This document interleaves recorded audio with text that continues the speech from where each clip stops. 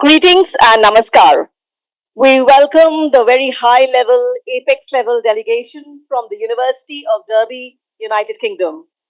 We are honored to have with us Professor Catherine Michel, Vice Chancellor and Chief Executive, Dr. Dennis Baker, Pro Vice Chancellor and Dean, College of Health, Psychology and Social Care, Dr. Tola Adesina, Associate Provost, and Mr. Muzik, Head of International Recruitment. Welcome once again. Without any more ado, may I request Rear Admiral Alok Bhatnagar sir, Deputy DG, International Affairs Division, to take this forward. Thank you so much.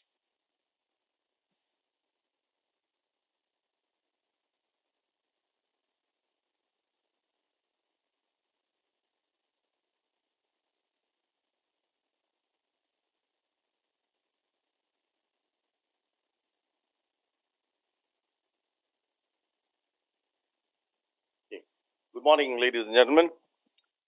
On behalf of our founder president, on behalf of our chancellor, on behalf of our group vice chancellor, on my own behalf and on behalf of all the senior leadership of Amity, I extend a very warm welcome to the high-level delegation from the University of Derby, Professor Catherine Michel, CBE, DL, and your team, most welcome.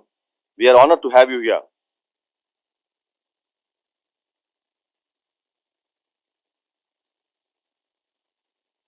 Okay, so in the next 15 odd minutes, I will give you an overview of what Amity is all about.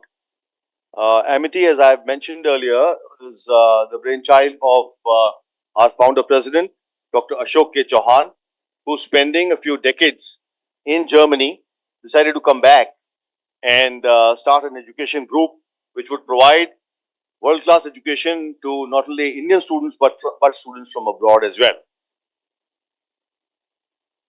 This, in a nutshell, is what we are. So we've got about 200,000. Now it's about 250,000 students in all the campuses that we have got, and 38 plus thousand students are on this campus where we are sitting now. 600,000 faculty and an equal number as adjunct faculty. 11 universities, actually 12, and they are in Noida where you're sitting. We have one in Gurugram, which is close to the airport where you must have landed. Greater Noida, which is a few kilometers from here. Lucknow, which is the capital of Uttar Pradesh. Then Jaipur, which is in Rajasthan. Mumbai, Maharashtra. Then we've got one in Gwalior in the central part of India. Kolkata, Raipur, Ranchi, Patna, Mohali, which is in Chandigarh, and Bengaluru, which is our the latest campus which started operations last fall.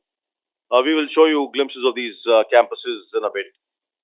We also have 150 plus institutions which are not university level, but there are smaller units which have got which specialize in various subjects like maybe accounting or maybe finance or smaller units like that.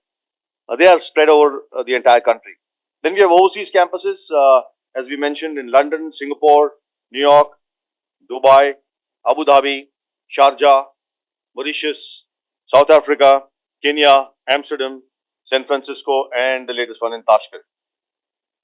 We have got 28 schools and preschools, 2,000 acres of campuses, 20 million square feet of buildings, 400 programs under 60 disciplines. So I was mentioning every degree, any degree that a student wants in India can be provided, can be obtained from Amity except hardcore medicine. We've got 200,000 plus patents filed by the faculty, and 215 plus have been granted. These numbers keep changing, so I may be a little wrong here, but they are only higher than this, not less. Then we've got 4,000 case studies developed by the faculty in the last years, 400 research projects funded by the government, We get a lot of funding from the government, not only from Indian government, but also governments from abroad. 700,000 alumni across the world. So it's a very, as I mentioned, we are not short of numbers anyway. Okay, we are a very research and innovation driven university. Our H index, I think, is 141 now, if not 139. This is also evolving, changing, and increasing all the time. So we were mentioning about India being able to attract Indian students who have gone abroad to study. We've been able to get them to India under these scholarships, about which my colleagues will speak a little later. Then we've got we already spoke about the patents. 33 faculty are in the top 2% scientist list of that is the highest in India. This is 2% globally. Ongoing projects worth 100 plus crores from many departments of the government of India are already with us. So this is about Amity education philosophy, where modernity blends with tradition, as I mentioned to you, and we run the entire spectrum of education from pre-nursery schools to K-12 schools to UG, PG, PhD, postdoctoral, distance learning. We are, by the way, the largest in distance learning in India, and so it's the entire spectrum is covered by Amity. Okay, sorry about this small font, but this basically gives us all the recognition and accreditations that Amity has. Suffice it to say that any recognition or accreditation that a university can get in India is available to Amity. But what I'd like to highlight are these two. That is the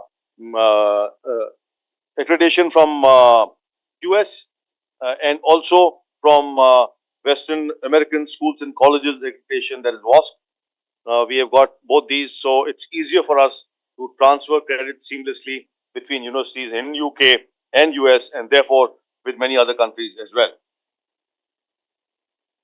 We are ranked amongst the top 3% universities globally as per QS and Times Higher Education ranking system. So this gives us our ranking in India. We are number one in international students mobility, in outward bound students as well. We are ranked number 3 in the international research network in India. So this is also again from QS ranking. Now we mentioned that we have a very strong industry connect, and that's why we are able to produce some of the most employable graduates in the country. In the bottom of the slide, you see the names of Indian Institute of Technology, Delhi, Indian Institute of Science, Bangalore, Indian Institute of Technology, Mumbai, and Indian Institute of Management, Indian Institute of Technology, Kharagpur. So these are all government-funded organizations and colleges and universities. Alongside them is Amity, which is the only private university which produces the most employable graduates in the country. This slide gives us a view, a glimpse of where we stand in not only as a university but also the various departments, various institutes that we have. Where do they stand in the country? So we have been ranked number 1 not-for-profit private university for 11 years in a row by India Today. India Today is a very reputed periodical and news group in India. And if you see the bottom of the slide, it gives us about the Amity School of Engineering and Technology, Amity School of Business, Amity Institute of Biotechnology. We are either number 1 or less than 5 in all these departments. We are also very environment conscious, and therefore we try to build sustainable campuses. We have been certified. We've got the platinum grading for leadership in energy and environmental design from LEEDS, which is the US Green Building Council. Now, just a few glimpses of all our campuses. This is the 85-acre property in which you are sitting now. This is the Noida campus. This is our Greater Noida campus. the smaller one, 21 acres. This is our campus in Lucknow. We call it our White House. It is in the capital of Uttar Pradesh. This is a university in Jaipur, 150 acres, which has got its own private lake. Then we have a campus in Manesar, which is in Haryana, close to the airport. This is a campus in Mumbai. This one is in Gwalior. This is Amity University in Kolkata. This one is in Raipur. This is in Jharkhand. This is Amity University Patna. This is Amity University Mohali, which is in close to Chandigarh. This is the latest one, which is in Bangalore. We just started operations in last fall. And now some glimpses of our global campuses. This is our Amity University Dubai. This is the photograph of our Chancellor on the Forbes Middle East, where we were conferred the Best Campus Award in 2019 by Forbes Middle East. This is the Amity University Singapore, which some of you have visited. This we acquired from Chicago Business School. It's a heritage building in Singapore. But now we have one more on Orchard Road, a standalone building that has been acquired by Amity. This is very familiar to you. Amity University London, which is in Bradford Square, right next to the British Museum. This is the Amity University Tashkent in Uzbekistan. At the request of the government of Uzbekistan, we've set up this university. It is an IT-focused university, and about 2,000 students are already enrolled here. These are some photographs of our schools in Amsterdam. This was also on request of the government that we went and set up these schools in Amsterdam. These are our schools in Dubai. This is our New York campus. As we were mentioning to you, this is a 175-acre property. What you see the photograph on top is the mansion of Mr. Singer of the sewing machine fame, and the other photographs are of the same place. Incidentally, we're getting Harrow into this campus also. As I mentioned, Harrow. So this 450 years old legacy of Harrow. You may be aware, Harrow does not have any branches or any campuses anywhere else in the world. The first one is coming up, has actually already come up in Bangalore. They started working, and the next one will start from this July in New York. So Amity and UK, we have a very strong footprint in UK. So Amity was the first university from India to establish its campus in 2009.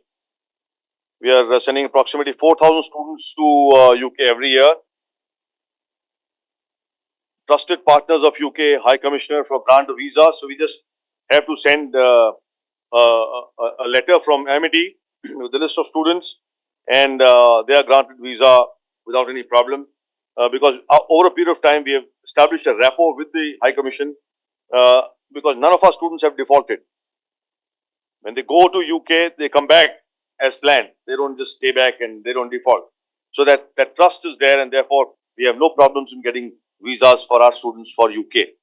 We are the largest partners of UKRI project with 7 UK universities in 2020 and 2021. We partnered with 3 UK universities in Going Global grant again in 2021 and 22. Amity received the highest number of students from UK as part of our India immersion program.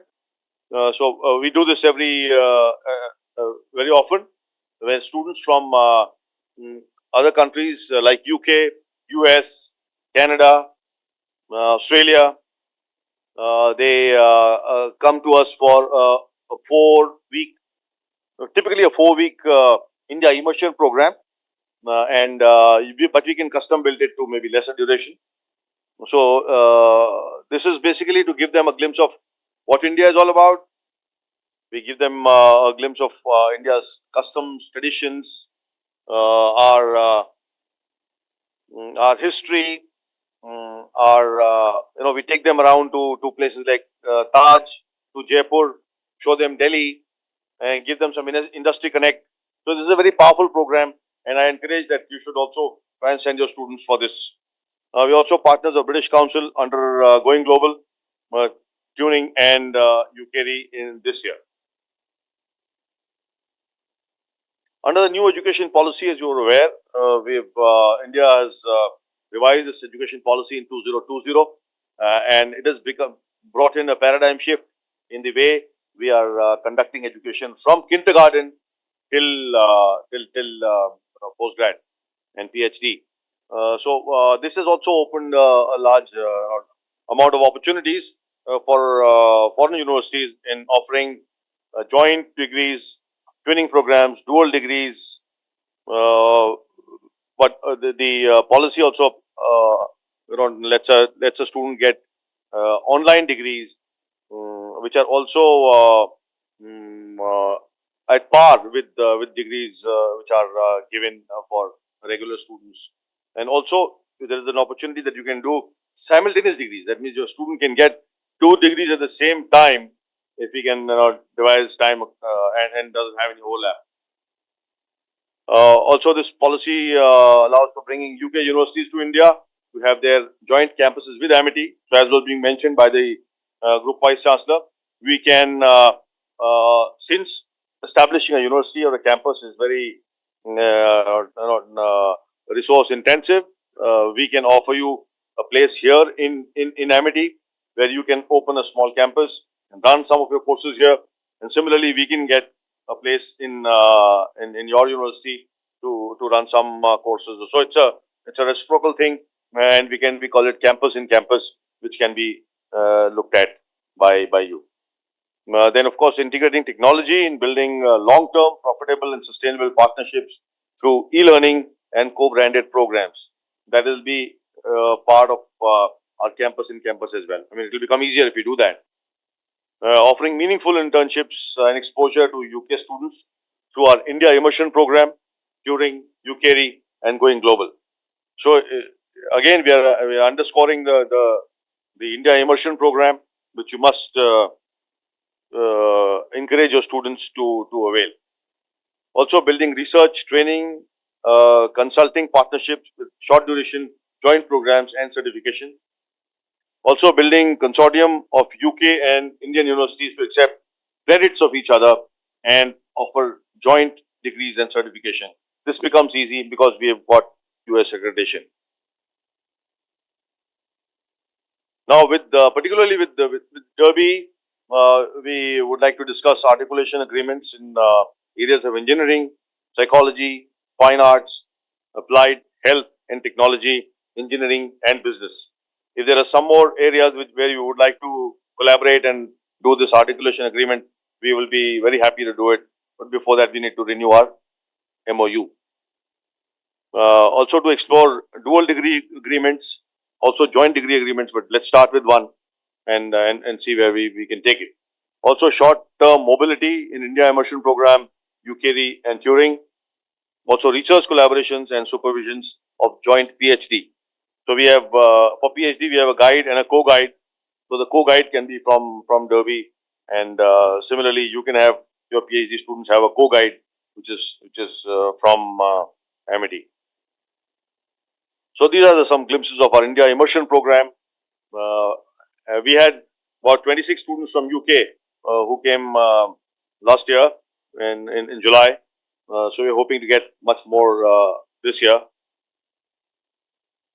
This is a photograph of that program of 2023, and the students loved it, and four of them in my interaction they mentioned that they would like to come back either for longer duration programs or at least for a vacation.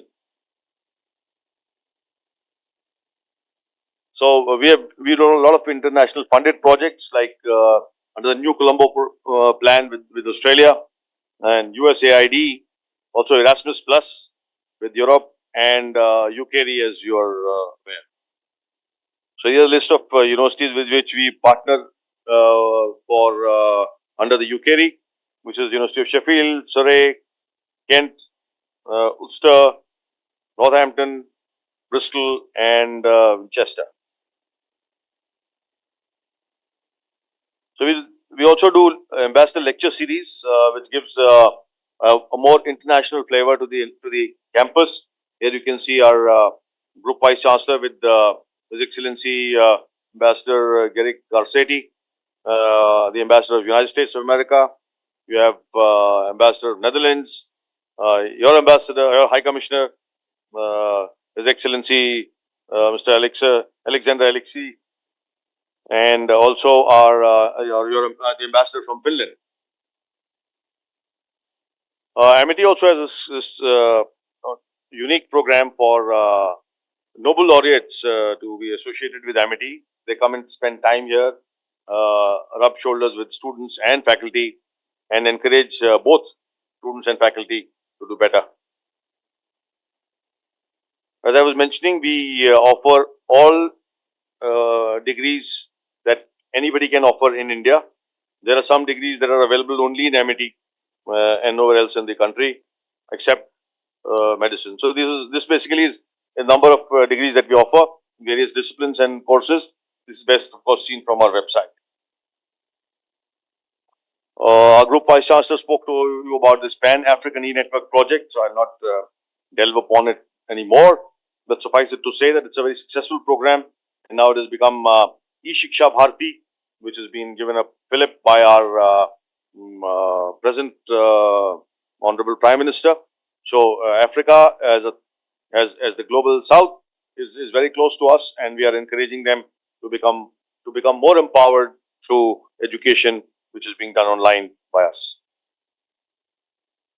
We have a number of courses that we do, which is mandatory for students, especially the undergrad. So they have to take one foreign language. We offer French, German, Spanish, Arabic, Japanese, Chinese, and Russian. We have communication skills enhancement for the students, behavioral science, also some strong mentoring programs, and we also do some military adventure training. Every student has to do 2 weeks of adventure training. They stay in tents. They do some adventure training, as some parasailing, doing some rifle shooting, some marching on the drill square, things like that, which is very popular with students.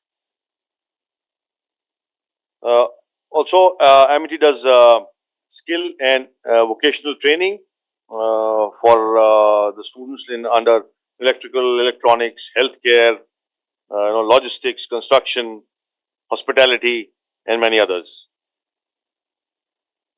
We were mentioning about the Amity Innovation Incubator. Unfortunately, because of paucity of time, we couldn't take you there.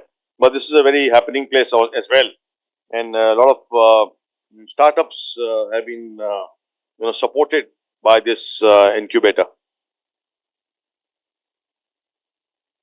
We have got global research and collaboration with a large number of countries. So we are able to produce a large number of or we have the most employable graduates from any university, because we have a very strong industry connect, and some of these have got they have set shop here on campus.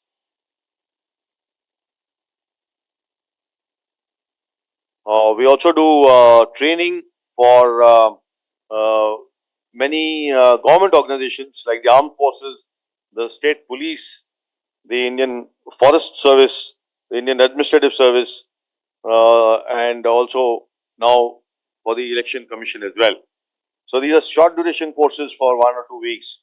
We also do this training for students or professionals from other countries as well, like Mauritius, Maldives, basically the IOR literals who come and do these courses. Those are funded by their governments. Now, Amity Humanity Foundation is a unique and a very and an organization, a foundation which is very close to the heart of our founder president and the chairperson, the first lady of the of Amity, and we we adopt 2,000 underprivileged girls and 1,000 underprivileged boys every year, and give them education, uniforms, healthcare, food, lodging, everything from kindergarten till postgrad. So it's very heartening to see these children when they go and graduate, and then they go and get jobs and come back. So it's very gratifying to see all that. So this is the future. We want to have 35 universities in every state and union territory of India, 100 campuses, the smaller ones across the world, and overseas campuses are also being planned all over the world. So thank you very much, and we hope to see a lot of collaboration with Derby, and see where we can take this collaboration. Thank you.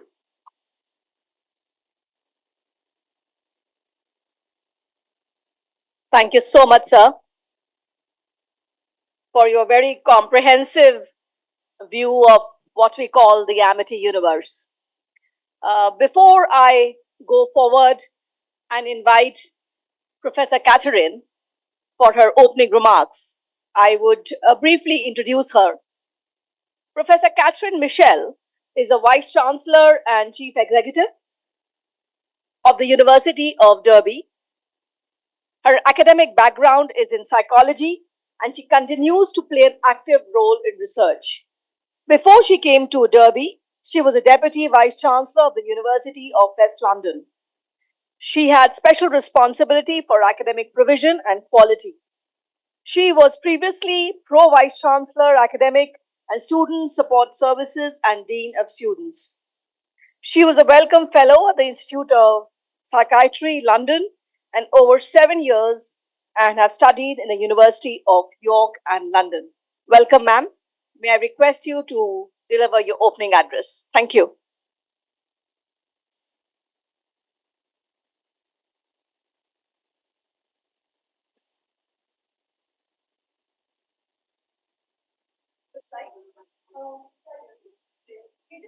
Okay. So before I start, I just want to say an enormous thank you to Amity University. It's a great privilege to be here with you all today. I am very, very positive about partnerships in India, but I probably wasn't expecting that we'd be able to have such an opportunity to meet with you all here at Amity today. I think the presentation we've just received does really align very well with the University of Derby. We are a university that is very much about applied research and industry engagement, and that actually is our future focus for the next 5 years without any shadow of a doubt. We know that one of the most important things in the world today is that our graduates have to be about being work ready, being able to work with industry, but more importantly, that actually they're totally innovative. We talk about innovation and skills. We don't talk about skills and innovation, because the most important thing is we need to be innovative for the future and make sure that our graduates have the skills for the future and that they can be innovative. So the first slide actually says University of Derby, an industry engaged university. And you might wonder why we have a turtle on the front. So in a very landlocked Derby, which is actually in the centre of England, we actually are number one in research for coral reef regeneration. So at the moment, actually today, the BBC are filming at the University of Derby on how we are spawning corals, particularly to support the Maldives and actually Southeast Asia, in making sure that actually we will have corals of the future. So we have a leading professor, Professor Mike Sweet, started at Derby, was quite difficult to manage because actually kept asking us for further facilities, making sure that we could be going to the Maldives all the time. But what it has meant is the students on his program, which is part of our part of the biomedical suite because it's part of the biology, they do get the experience to go out to the Maldives and start to do this coral spawning. We've now been able to create a new innovative way of being able to do that spawning in the UK. And we've now exported that skill and the technology to America, to other parts of the UK. And we'd be really keen to be looking at different ways of how we could be working with actually the Maldives themselves, so that they could literally be able to do their own spawning rather than have to come from the UK. And I suppose the reason I give that example is that epitomises how we work at Derby. It isn't pure research in the sense that actually we're looking for research that will impact for the future. And so those are the partnerships that we're looking for. And we see that very much in Amity. So we are an applied university of today and tomorrow. We are very strong in quality, and my history has always been around quality of education. That quality of education isn't just about teaching, it's about innovation and research. And I was incredibly privileged as a Wellcome Fellow to be funded at Rockefeller and Chicago. And that gave me a real sense of you can't just stay in the same place and sort of think it all looks the same, because actually we work very differently and can be incredibly more effective if we are collaborative. But we are ranked in the top 20 for student satisfaction in the whole of the UK. Very competitive, as you can imagine, in the UK. 96% of our graduates are employed or in further study. Very much key that we get all our graduates jobs that actually are going to have an impact. And also for our teaching quality, we're in the top 20. The most important thing at the moment in the UK in terms of teaching is the Teaching Excellence Framework. Came out controlled by the government, the UK government, and the first iteration was in 2017 when we won gold for that. And we just got the new accreditation in 2023, and we also were gold again. I mean, that was also quite a feat. There's only 33 universities in the UK that are gold rated. What I do want to say is, for Derby, we didn't have to appeal, we got it straight. Many universities that are now in those 33 had to appeal to get their gold rating. So we were delighted that actually in the first iteration, we were one of the top 20 universities to get that gold rating. This is just a little bit about that's probably quite small on the screen, but we are very much about this applied approach. And I want to just alert you to the line where we have our academic themes. So at Derby, we've decided that actually we're going to invest in 6 academic themes. All our programs sit in those, all our research sits in those, and all of our innovation sits in those. So biomedical and clinical sciences is one of our significant themes. Dr. Baker, who's with us today, many of her health programs sit within that arena. But also we have real opportunity, and we've had significant investment both from our regional government and our regional funding as well as national in order to support the biomedical and clinical sciences. So we've just had £20 million invested, both from the university and government, in a new biomedical suite. So that for us is a big area that we're driving forward. The creative and cultural industries, it was great. We've just been to the Mass Communication Centre and where we saw film and all of the art. Again, the creative industries and the cultural industries in the UK. Film, as you imagine, same as in India, is a huge opportunity. Our government isn't as, I suppose, as advanced in understanding that you need to actually invest in those creative industries. But we have a huge heritage with our art and our creative industries. And particularly our sound and light is very advanced both in its research and also its application, working at really national and international programs and festivals. So again, we'd see a huge alignment to Amity. Data science, all of us need data science because it actually leads to how we look at artificial intelligence, actually. If we don't understand data science, we can't be looking at artificial intelligence. A huge team as part of our science area. Again, really interested to collaborate. But another key area is we are just investing £70 million into a campus in the city of Derby on our business and economic and social policy. We do understand that actually one of the things that's missing now in many of our industries is we're moving very fast on data science, on the creatives, on the clinical, on the biomedical, but we don't have leaders that now understand how to lead that for our futures. They tend to be quite old-fashioned models of leadership and management, where actually what we're hoping through our new business school is that we'll be creating leaders of the future that understand AI, understand how we're going to have to use different technologies to lead the businesses of the future, rather than actually traditional model of management. And that's absolutely critical for us. Part of our campaign supporting that business school is we have got the big names like Microsoft wanting to work with us, like Goldman Sachs wanting to look at a professorship in carbonomics with us, in actually how would you lead people to drive the future of a different energy delivery model.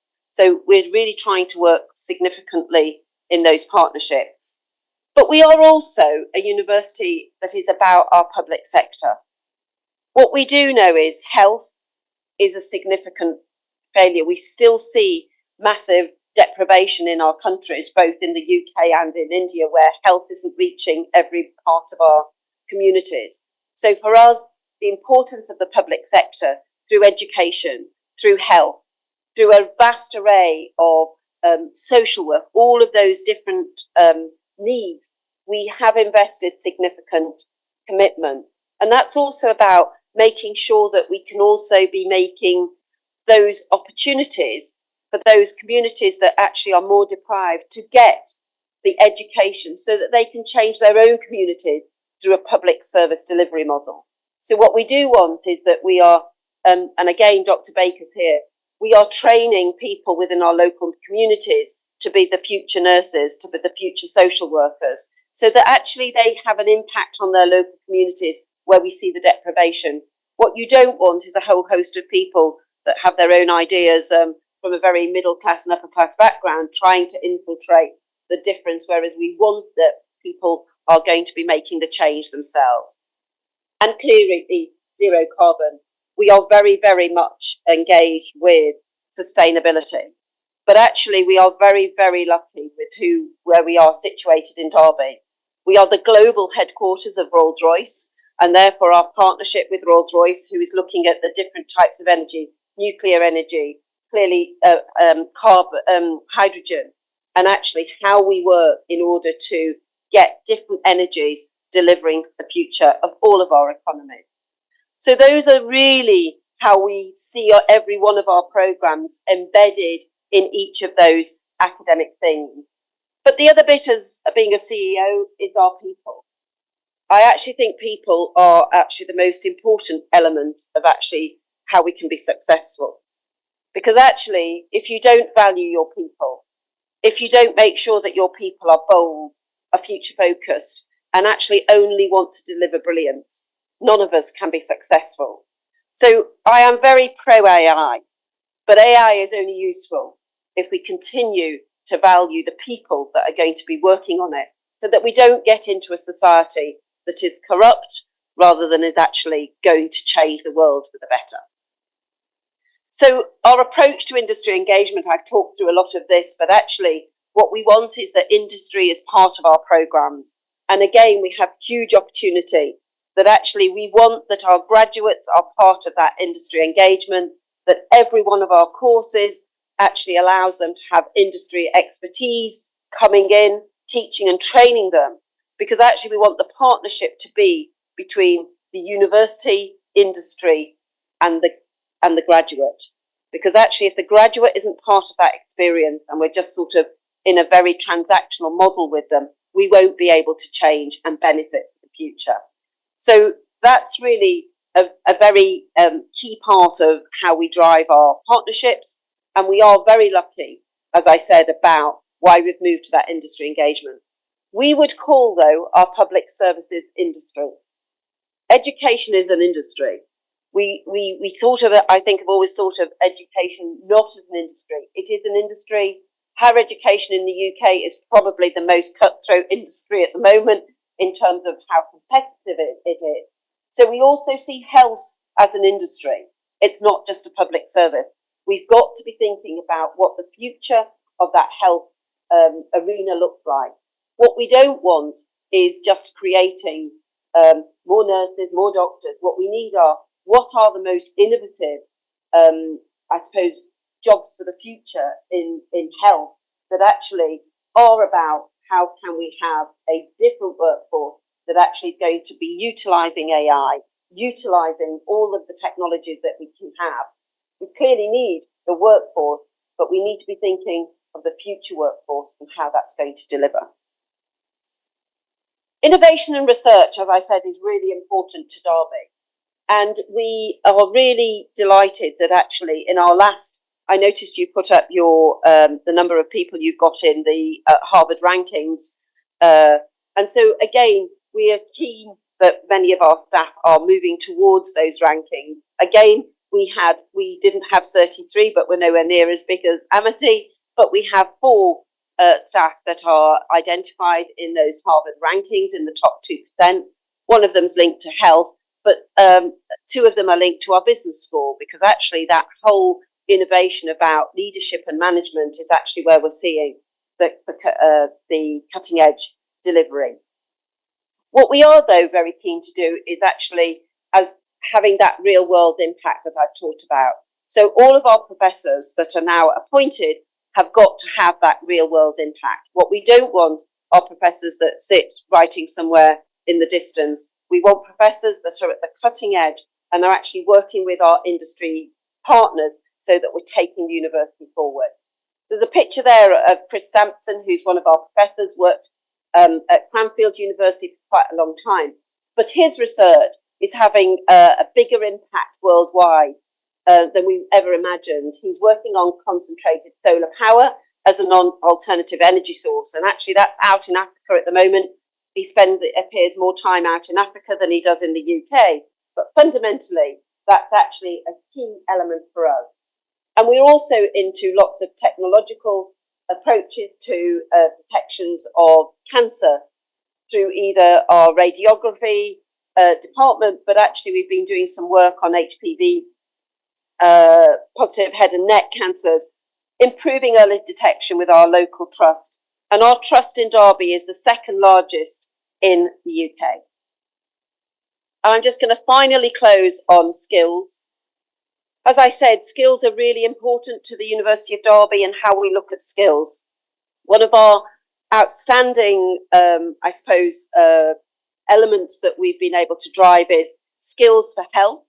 So Dr. Baker has won significant funding, over £1 million in the last 2 months from government in order to drive skills across the university for the government. But last year, we developed a nuclear skills academy with Rolls-Royce. That academy is now, when I leave India, I'm going to Australia to go and talk with Rolls-Royce and the team out there with other universities in Australia on creating another skills academy for nuclear. Rolls-Royce is looking for partners across the world in how they can be developing nuclear skills, but innovation and skills. We don't just mean the skills, we mean the innovation and skills for the future. So that's a huge partnership. And we want to be working like that as we are with Rolls-Royce, with many of our partners, and we are. So we have JCB as a partner. We have clearly Toyota, which is also UK headquarters in Derby too. These are really important for us as how we feel we could be partnering with someone like Amity in actually creating those different skills and the different skills that we require across the globe. And here they are, just our partners on there. Clearly, we had some joint, similar names on those slides that you did. But I just want to note that actually Chatsworth, which is that you might, I don't know if you've heard of Chatsworth. Our Chancellor is Lord Burlington, who is the owner of Chatsworth House and part of the Devonshire Group. And Chatsworth actually now, we work very closely with our Chancellor. He's leading the campaign for the new business school. And we're looking for partners all the time to work with us on that. But I want to sort of say, as part of our global partnerships, we have a strategic partnership with Chatsworth, which now Chatsworth is the highest revenue generator of hospitality and actually heritage buildings in Britain, and probably getting close to Europe. It has a huge turnover now, and we would be very delighted if you came over to host you at Chatsworth when you came, because our Chancellor is so wanting to be part of our future with us. So clearly these partners, and these are just but a few, we put names we thought we'd know, but I didn't know if you'd know Chatsworth. These are critical to the future of innovation, research and skills at Derby. These were some of the collaborations, but I'm going to leave that now. We're looking for partnership 2+1, but we're also looking for that research partnership.